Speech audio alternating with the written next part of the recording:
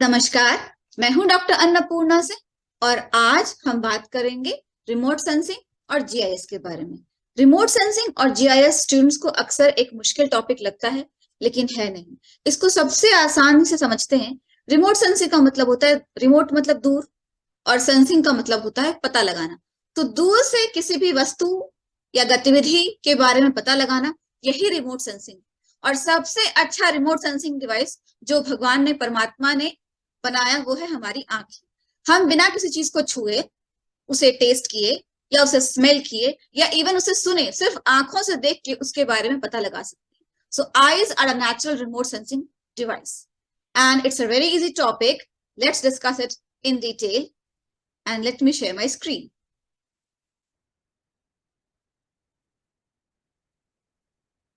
Okay. So this is it. Remote sensing and GIS. Part 1. This is my first video in which we'll discuss some important definitions about remote sensing and GIS. ये part 1 है, इसमें कुछ definitions discuss करूंगी और फिर part 2, part 3 बनता जाएगा। तो पहला, sorry, this, okay. Common definitions in remote sensing and GIS. Remote sensing. What is remote sensing? Remote sensing is acquisition of information about an object without making a physical contact. किसी भी वस्तु के बारे में पता लगाना बिना उसको छुए, टच किए, कि ना बिना किसी फिजिकल कांटेक्ट। ठीक है। स्पेक्ट्रल सिग्नेचर, ये इंपॉर्टेंट है। स्पेक्ट्रल सिग्नेचर क्या होता है? Spectral signature is a variation of reflectance और एमिटेंस of radiation from a material with respect to different wavelengths. जैसे कि for example, if light falls on my hand might reflect some wavelengths back, right? And my hand is also warm, so it's certainly emitting some radiation. So my hand has a unique spectral signature. But at the same time, my mobile phone, which is made of a different material, might reflect different radiations, different wavelengths of radiation. Also, it might emit certain different wavelengths of radiation when heated, right?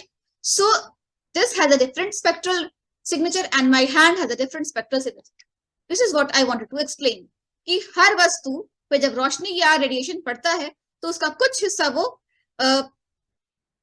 वो reflect करती है, कुछ हिस्सा वो absorb करती है, जो बाद में डिफरेंट वेवलेंथ के फॉर्म में एमिट भी होता है।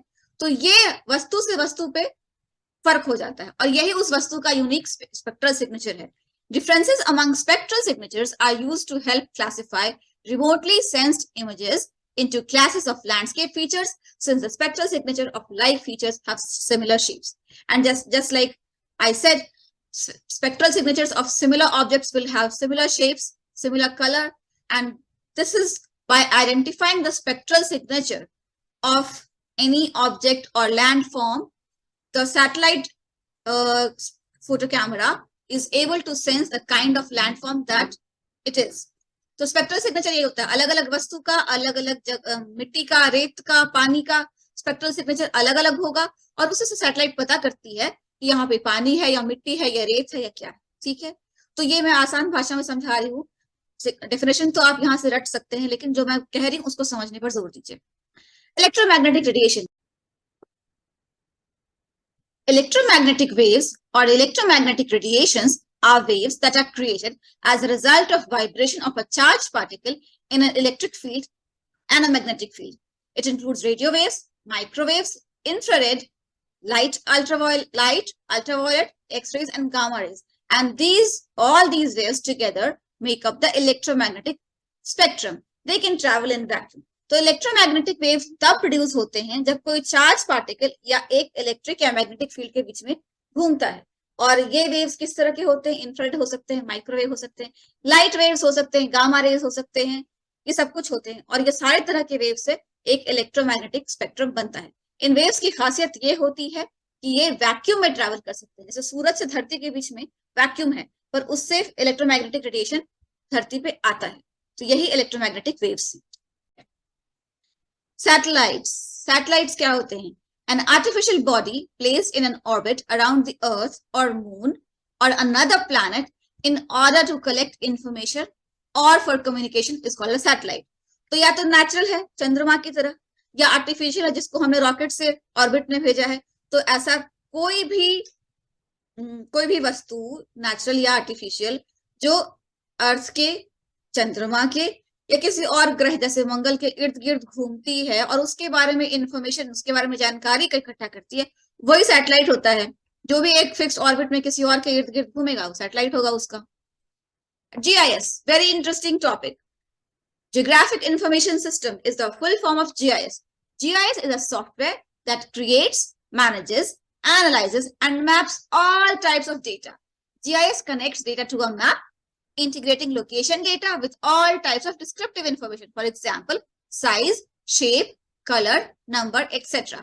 GIS helps understand patterns, relationships, and geographic context, which helps in decision making. तो मैं एक मैप है जो मैं आप लोगों को दिखाना चाहती हूँ, जो मैंने बनाया है ताकि आपको आसानी समझ में आए कि GIS कितना आसान है. So this was a map that I created. So I basically layered this. This is a basic map of 2016 census tracts. So census tracts are divisions which are created by the Census Bureau for any city, town, or district. So these are the divisions created by the Census Bureau in the black, marked in black. And on that basic map, I overlaid this green map, which is the city of Manhattan, Kansas, where I prepared this map when I was a student. So this was a basic map, the census tract map. Then I overlaid the Manhattan, Kansas map on the census tract map. Then I added some information about the total number of playgrounds in the city of Manhattan. And I overlaid that map on the top of the city of Manhattan map in purple, right? Then I also collected data about the total number of swimming pools in Manhattan and overlaid this map onto this green map again in blue. And finally, I collected data about total number of schools, which is marked in red, and total number of museums, which is marked in the black triangle in Manhattan, like this. And I marked all these, I overlaid one map over the other.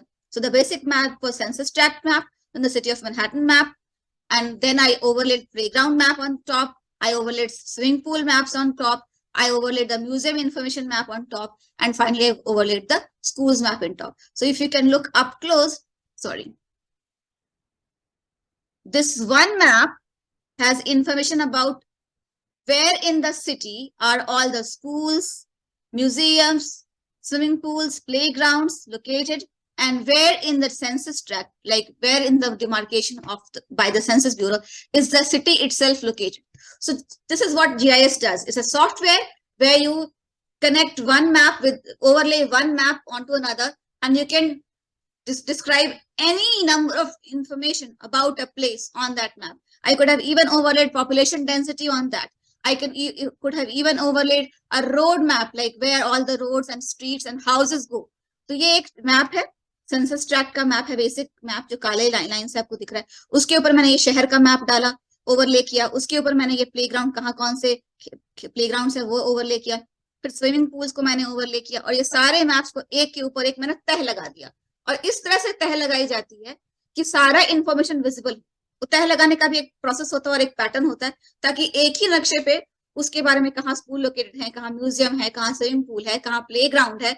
इसके अलावा मैंने इस map को simple रखा है. मैं चाहती तो इस पर कहाँ कितनी जनसंख्या है, कहाँ कितने घर हैं, किस शेप के घर हैं, किस सड़क पे कितने घर लोकेटेड हैं, वो सारे इंफॉर्मेशन भी मैं इस मैप पे डाल सकती थी. GIS यही करता है, एक सॉफ्टवेयर है, उसको सीखना होता है. सो इतना कोई कॉम्प्लिकेटेड है नहीं, ठीक है.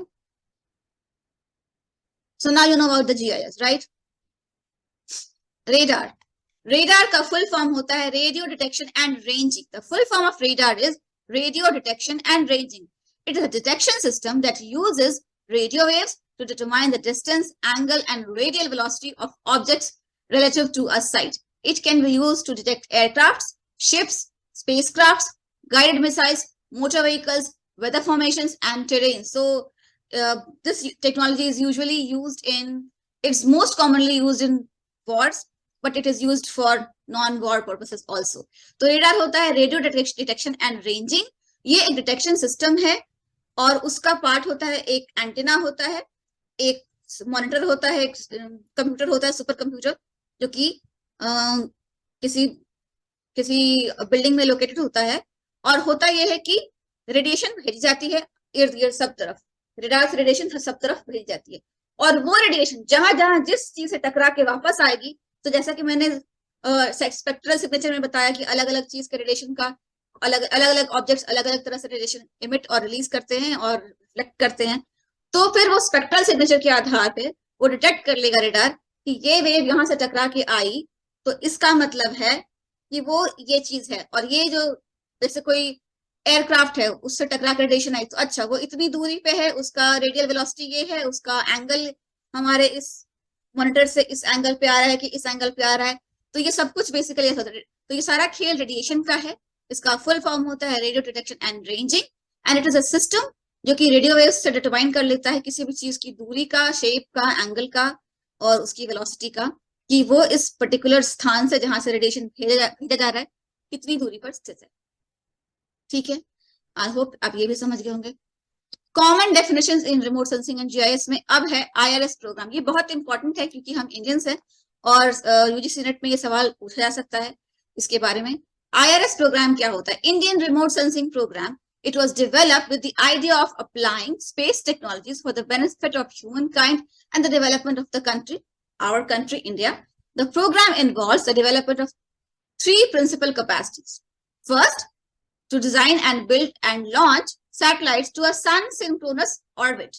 Second was to establish and operate ground stations for spacecraft control, data transfer, along with data processing and storage. And the third was to use data obtained from various applications on the ground. Polar satellite launch vehicles and geosynchronous satellite launch vehicles are the satellite launch vehicles or rockets developed by the ISRO, Indian Space Research Organization, under this program. IRS होता है Indian remote sensing programme. इसको develop किया गया था इस idea के साथ कि इससे देश में प्रगति होगी, और रिमोट सेंसिंग से जुड़े हुए सारे प्रोग्राम्स इसी प्रोग्राम के तहत होते हैं।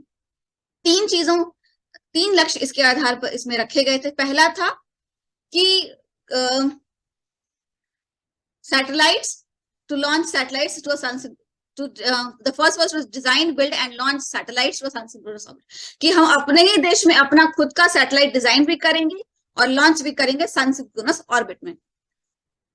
इसके अलावा जो ग्राउंड स्टेशन होंगे, जो उस सैटेलाइट से डेटा स्टेशन ग्राउंड स्टेशन पे भेजा जाता है, वो ग्राउंड स्टेशन भी हमारे ही देश में होंगे और उसका एस्टैब्लिशमेंट और ऑपरेशन सब हमारे पास कंट्रोल में होगा, और उस जो ग्राउंड स्टेशन पे जो डाटा आएगा उसका प्रोसेसिंग, स्टोरेज, ट्रांसफर सब कुछ की जिम्मेदारी अपने देश की होगी। इतनी टेक्निक हमें डेवलप करनी है इंडियन रिमोट सेंसिंग प्रोग्राम के तहत।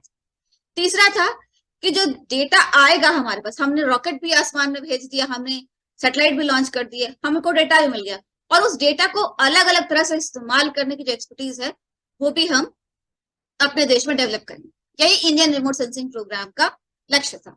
और इस लक्ष्य के तहत polar satellite launch vehicle PSLV, क्योंकि इसका फुल फॉर्म यूजीसी नेट में पूछा जा सकता है, और GSLV, जियो सिंक्रोनस सैटेलाइट लॉन्च व्हीकल, ये लॉन्च व्हीकल्स इसी प्रोग्राम के तहत भारत में खुद बनाए गए। तो ये बहुत गर्व की बात है हमारे लिए। सन सिंक्रोनस ऑर्बिट, क्योंकि मैंने अभी बताया सन सिंक्रोनस ऑर्बिट, तो सन सिंक्रोनस ऑर्बिट क्या होता है? An orbit designed for a satellite so that it makes one complete revolution within 365 days or 1 solar year. तो एक साल में वो सैटेलाइट एक पूरा चक्कर लगा ले, यही होता है सन सिंक्रोनस ऑर्बिट। क्योंकि ऑर्बिट कुछ भी हो सकता है। ऑर्बिट, मान लीजिए धरती से सैटेलाइट इतनी दूरी पे है कि उसको एक चक्कर लगाने में शायद 3 साल लगे क्योंकि ऑर्बिट बड़ा है, लेकिन ऑर्बिट इतना ही छोटा रखना है कि उसको एक साल लगाने में, धरती पे एक चक्कर लगाने में 1 ही साल लगे। उसका फायदा ये रहता है कि जहां जहां सूरज की रोशनी जिस प्रकार से पड़ती है वो सैटेलाइट उसी तरह से मूव करेगा, तो हर बार आपको जो इमेज लेने में आसानी होगी। इसकी और भी डिटेल्स हैं जो मुझे इस वक्त नहीं पता है, लेकिन सन सिंक्रोनस ऑर्बिट का एक खास उद्देश्य होता है। तो आज के लिए इतना ही। आशा है मैंने जो समझाया आज आपको, ये मैंने जो आपको समझाया रिमोट सेंसिंग और जीआईएस के बारे में, आपको समझ में आ गया होगा। ये सिर्फ पार्ट 1 था। इसके अलावा और डिटेल्ड वीडियोस मैं लेके आऊंगी इस टॉपिक पे। This was part 1। I will make more detailed videos about remote sensing and GIS for you. So till that time, जय हिंद, जय Bharat, please do subscribe to my channel if you have not done already. And if you are preparing for UGC NET, JRF, please visit my playlist, mock tests for UGC NET and JRF. And if you're looking for a job, please do visit the playlist called Jobs, Internships, Interviews, etc. And if you're looking for general content of environmental sciences, do look in the playlist called Detailed Lectures of Environmental Sciences and In a Nutshell. Thank you. All the best.